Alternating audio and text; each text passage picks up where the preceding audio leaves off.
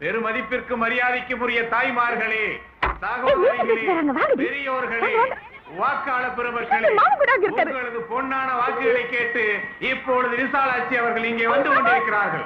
அரசியலில் எனது ஒரே வாரிசான விசாலாட்சி அவர்கள் உங்களிடம் வாக்கு கேட்டு வந்து கொண்டிருக்கிறார்கள். இப்பொழுது தான் ஏன் இந்த எலெக்ஷனில் நிற்கிறேன், தனது கொள்கை என்ன என்பதை ஆணித்தரமாக, அழுத்தமாக, தெளிவாக விசாலாட்சி அவர்கள் உங்கள் முன்னால் விலைக்கு சொல்ல போகிறார்கள். பயமா இருக்கப்பா, நீங்க பேசுங்கப்பா. பேசுனா தாமா ஜனங்க மயங்க ஓட்டு போடுவாங்க. அது பொம்பளைங்க பேசினா தாமா சிம்பத்தி. வேணப்பா, எனக்கு ஒண்ணுமே தெரியாது.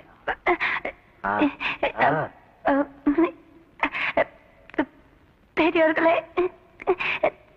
தாய்மார்களே, வந்து நான் இங்க வந்திருக்கிறது வந்து நீங்க எல்லாரும் எனக்கு அதான் வந்துட்டேல, என்ன கதைன்னு பேசு.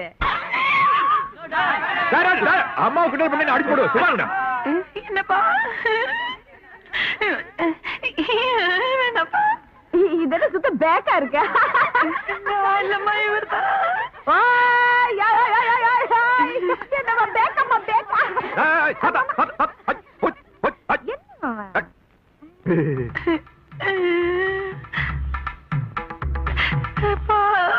மாமா. இங்கே பாபாங்கிறாங்களே, சட்டசபையில எங்களுக்காக என்ன பேசி கிழிக்க போறாங்களா? சும்மா சட்டசபைக்கு போனா பேசணும் ஏதாவது சத்தமா? அங்க கேண்டீன்ல மசாலா வடை சூப்பரா இருக்கு, அதை சாப்பிட்டு தூங்குவாங்க. மாமா மாமா இவங்க பெரிய மகாராணிய வேன்ல இருந்து ஓட்டி கேக்குறாங்களா, கீழே இறங்கி வர மாட்டாங்களா? ஐயோ, நீ என்ன வம்பல மாட்ட விட, நான் இந்த ஆட்டத்துக்கு வரல. எப்படிங்கப்பா? இந்த சேரிவாழ் மக்களின் அவல நிலையை பார்த்ததும் என் மகளால் தாங்க முடியவில்லை. அதனால்தான் கண்ணீர் விட்டு கதறி அழுகின்றார். இப்படிப்பட்ட இரக்கமுள்ள ஒரு பெண்மணியை உங்கள் பிரதிநிதியாக சட்டசபைக்கு அனுப்பினால் உங்களுக்காக அவள் வாதாடுவாள், போராடுவாள். முடியவில்லை என்றால் இப்படி கண்ணீர் விட்டு கதறியாவது இந்த தொகுதிக்கு நல்ல பல திட்டங்களை அவர் வாங்கி உறுதியாக தருவார் என்பதை தெரிவித்துக் கொள்வதில் பெருமிதம் ஆனந்தம் அடைகின்றேன் என்பதை சொல்லிக் கொள்வதன் மூலம் இங்கு நான் உறுதியளிப்பது என்னவென்றால், இந்த தொகுதியாளர் மக்களுக்கு நான் உறுதியளிப்பது என்னவென்றால், ஆகவே நான் உளமாக சொல்வது என்னவென்றால், நான் மயக்க முழுங்க போறீங்களாப்பா? என்னப்பா சொன்னீங்க? ஒண்ணுமே புரியலையே. அதுதான் அரசியல். உங்களை விட நான் எவ்வளவோ பெட்டர்ப்பா. கண்ணீர் வரலன்னா நல்லாவே பேசியிருப்பேன். அப்ப அந்த மயக்க கண்டுபிடிச்சவர் யாரு? யாரோ தெரியல. ரொம்ப பாவம் அவரு. அதாவது நீங்க எல்லாரும் எனக்கு ஓட்டு போட்டீங்கன்னா உங்களுக்காக நான் சட்டசபையில போய் உட்கார்ந்து. செல்வி விசாலாட்சி, அரசியலுங்கிறது சாதாரணமானது இல்ல. பந்தோபஸ்துக்கு வந்த எனக்கு உங்களை பார்க்கும் போது பரிதாபமா இருக்கு. இந்த ரேஞ்சில மேடையில பேசினா உங்களுக்கு யாரும் ஓட்டும் போட மாட்டாங்க, நீங்க கோட்டைக்கும் போக முடியாது. எம்எல்ஏ பதவியை தான் கோட்டை விடுவீங்க. என்ன பேசணும், எப்படி பேசணும்னு இதுல எழுதியிருக்கேன். நல்லா படிச்சு மனப்பாடம் பண்ணி மேடையில பேசுங்க. ஜனங்க கையும் தட்டுவாங்க, உங்களுக்கு ஓட்டும் குத்துவாங்க. இப்படிக்கு கான்ஸ் கலிவரதன். புரியலீங்களா? கான்ஸ்டபிள் கலிவரதன்.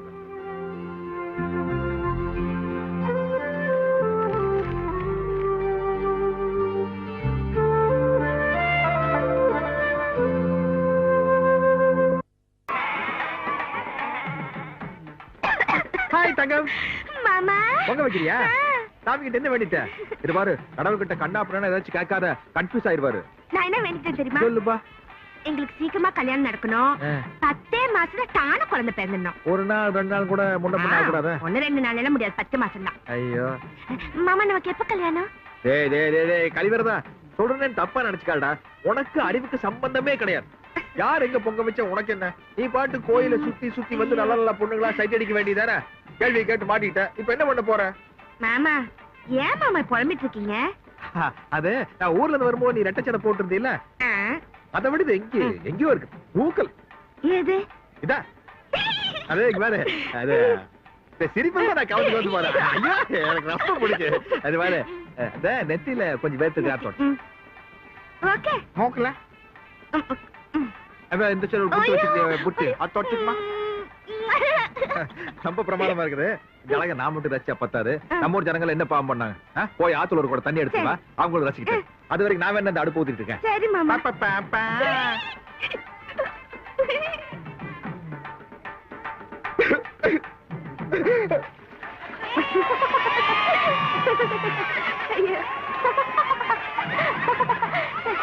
ஏன் சிரிக்கிறாங்க?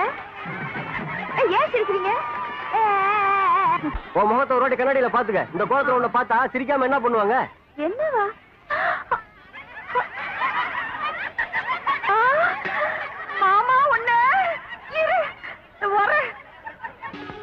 ஏன்பா வெள்ளை வேட்டி வெள்ளை சட்டையோட நம்ம தமிழ்நாட்டுக்குள்ள ஒரு கொலைகார சுத்திட்டு இருக்கானாமே, யார் அவன்? ஒரு கொலைகாரனா? 234 கொலைகாரங்க இருக்கிறானுங்க, 30 பேர் வடக்கு வேற போயிருக்கிறானுங்க. பேசியே கழுத்திருப்பாங்களே அந்த கொலைகாரங்களை பத்தி சொல்ல. இவன் நிஜமாவே கத்தி எடுத்து குத்துவானாமே, நெத்தியில விபூதி பட்டை எல்லாம் வச்சுட்டு நடுவில் ஒரு குங்குமம் போட்டு வச்சுட்டு இருப்பான்னு. நம்ம சடகோபடுங்க. அதனியா செல்லமா நம்ம சடகோப சார். அவர் கையால எத்தனை வாங்கி சாப்பிட்டு இருக்கான்? இவரு கூட 5 வெட்டிக்கு அவர்கிட்ட பணம் வாங்கி இருக்கிறாருங்க. இப்ப உள்ள இருக்கானா வெளிய இருக்கானா? முந்தானத்தான் வெளிய வந்தாங்க. உனக்கு எப்படி தெரியும்? போஸ்ட் அடிச்சு ஓட்டிட்டாங்க சார். இதுக்கெல்லாம் கூட போஸ்ட் அடிக்கிறாங்களா? அவனை பத்தி மட்டும் ஏன் இவ்வளவுதான் விசாரிக்கிறீங்க? அது எங்க சொந்தக்கார பொண்ணு ஒண்ணு இருக்குது, அவனுக்கு பாக்கலாம் வேண்டாம். அவன் தான் அந்த கொலையை செஞ்சிருக்கான். நான் நினைக்கிறது மட்டும் கரெக்டா இருந்ததுன்னா அவனை உள்ள உடிச்சு போட்டுருவீங்களா? நான் இந்த ஸ்டேஷனை விட்டு வெளியே போயிருவேன். நம்ம டிஜிபி. Hello police. என்னம்மா கண்ணு சௌக்கியமா? அட என்ன ரியாக்ஷன் எல்லாம் நிக்கிறீங்க? வேலை எழுதி கொடுத்தீங்களாமே அன்எம்ப்ளாய்டு, சோத்துக்கு என்ன பண்றீங்க? அட ஹலோ நில்லுங்க. பேசி தீக்க வேண்டிய விஷயம் நிறைய இருக்குல்ல, நீங்க வாட்டுக்கு போயிட்டே இருந்த அப்படியே. நில்லுமா. டிக்ஜாம்ல எடுத்தேன், மீட்டரு 90 ரூபா, 2 மீட்டரு 150 ரூபா, கைவலி வேற 50 ரூபா கொடுத்தேன், 230 ரூபா ஆச்சு. ஐயா 230 ரூபா கொடுத்து சட்டத்துவம் தைக்கிறது நானு. புல்கையா போட்டேன்னா ஆப்டியா போட்டேன்னு அன்னைக்கு அதிகாரத்தில் இருக்கிற திமிர்ல ஒரு அரை வேற விட்டு என்னை புல்கை போட சொன்னேன். 15 வருஷமா நான் என்ன கஷ்டப்படுறேன் தெரியுமா? அரிப்பு தாங்க முடியலையா? அதிகாரத்தில் இருந்ததுனால தானே அன்னைக்கு நீ என்னை அரைஞ்ச. இப்ப நான் உன்னை அறை விட்டுமா? அரைக்குமா? என்ன அடி வாங்கிட்டு பேச பாக்குறீங்க? அதான் உனக்கு எனக்கு வித்தியாசம். யாராவது மினிஸ்டர் வந்திருக்காங்க. வேலையை பார்த்து போயா. கேக்குறேன் இல்ல. யாராவது ஒரு மந்திரி ரகசியமா எஸ்டேட் வாங்க வந்திருப்பாரு. வாடா.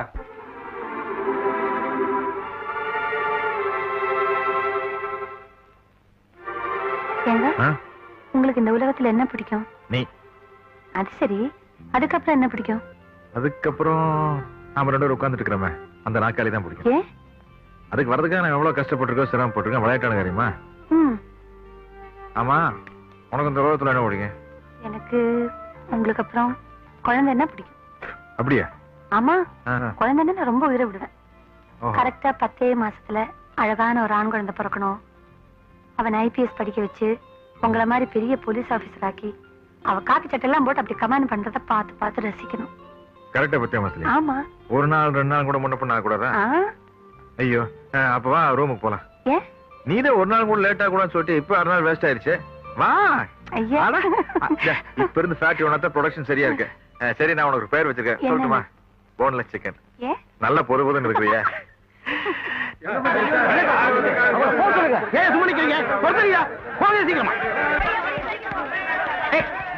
நம்ம அம்மா வந்திருக்காங்க. அமைச்சர் விசாராட்சி, அமைச்சர் விசாராட்சி, அமைச்சர் விசாராட்சி. ஹலோ ஹலோ ஹலோ, கொஞ்சம் அமைதியா இருங்க. நான் பத்திரிகையில இருந்து வரேன். உங்க அம்மாவை கொஞ்சம் பேட்டி எடுக்கணும். நம்ம தலைவியை பேட்டி எடுக்க போறாங்களா? எடுங்க எடுங்க. ஆமா, இதான் உங்கள் முதல் தேனில அனுபவங்களா? என்னங்க கேள்வி இது? ஹனிமூன்னா முதல் தடவையா தான் இருக்கும். பிரபலம் ஆயிட்டீங்களே, சின்ன சின்ன இடைஞ்சல்கள் குறுக்கீடுகள் இருக்குமே, அதுக்காக தான் கேட்டேன். என்ன பண்றது, இதெல்லாம் சகஜம் தானே. இத பத்தி நீங்க என்ன நினைக்கிறீங்க? என்ன நினைக்கிறது? பிரபலமானவங்களுக்கெல்லாம் இப்படி ப்ராப்ளம்ஸ் வரும்னு நினைச்சுக்க வேண்டியதுதான். பிரபலமாவதுக்கு முன்னாடியே பண்ணிருந்தா நல்லா இருந்திருக்கும்ல. பிரபலமாகறதுக்கு முன்னாடி கல்யாணம் பண்ணா பிரபலமே ஆக முடியாது. நான் மினிஸ்டர் பேசிட்டு இருக்கேன், முடிச்சுட்டு உங்ககிட்ட வரேன். மேடம், சோமாலியாவில் வறுமை கோரத்தாண்டவம் எடுத்தாரு, அதை பத்தி நீங்க என்ன நினைக்கிறீங்க? கொஞ்சம் சைடுல திரும்ப. ஐயோ, என்னங்க? சோமலூர்ல வறுமை கோரமா தாண்டவம் ஆடுறதே எங்க மந்திரிகளுக்கு தெரியாது. சோமாலியால வறுமை இருக்கிறது எப்படா தெரியும்? சோமாரி. சரி, வாங்க போலாம். கழிவரதா? ஐயோ, பழைய ஞாபகத்துல சொல்லிட்டேன். மாண்புமிகு டாக்டர் டிஎஸ்பி அவர்களே, இன்னைக்கு தானே டிஎஸ்பியா ஜாயின் பண்றீங்க, அதுக்குள்ள என் கடையை அடிக்கணும் இருக்குங்க. இப்போ பொள்ளாச்சியில ஏதாவது சினிமா ஷூட்டிங் நடக்குதுன்னு வச்சுக்க, யாராவது சினிமா நடிகர்கள் வந்தா ஊருக்கே தெரியுது. ஆனா ஒரு டிஎஸ்பி டிரான்ஸ்பர் ஆகி வந்தா யாருக்காவது தெரியுதா? தெரியாதுல்ல. தெரிய வைக்கிறதுக்காக இது. டாக்டர் டிஎஸ்பி பொல்லாதவரே, ஒழுங்கா காலி பண்ணுங்க. நாம ஸ்ட்ரிக்டா இருக்கணும் தெரிஞ்சாதான் மாமூல் ஜாஸ்தியா கொடுப்பாங்க. விவரம் தெரியவே இல்லைங்க. அதனாலதான் நீ என்ன கான்ஸ்டபிள் ஆகுற, நான் டிஎஸ்பியா இருக்கிறேன். என்ன ஒரே கலாட்டம் இருக்கு? ஸ்கூட்டர் இருக்காங்க. என்னமோ தெரியல, போலீஸ்காரங்க எல்லா கடைகளும் உடைக்கிறாங்க. ஆமா, அது உன் மாமன் தானே? நோ பார்க்கிங்ல நிறுத்தி இருக்க வண்டியெல்லாம் வேன்ல ஏத்து. அது பாரு, கார் எப்படி தூக்கிட்டு போறாங்க. தூளுங்க. இப்படின்னு தெரிஞ்சிருந்தா என் குழந்தைய ஸ்கூலுக்கு இதுலயே அனுப்பிச்சிருப்பேன். அதுக்காக தான் நீ ரெடியா இருப்ப.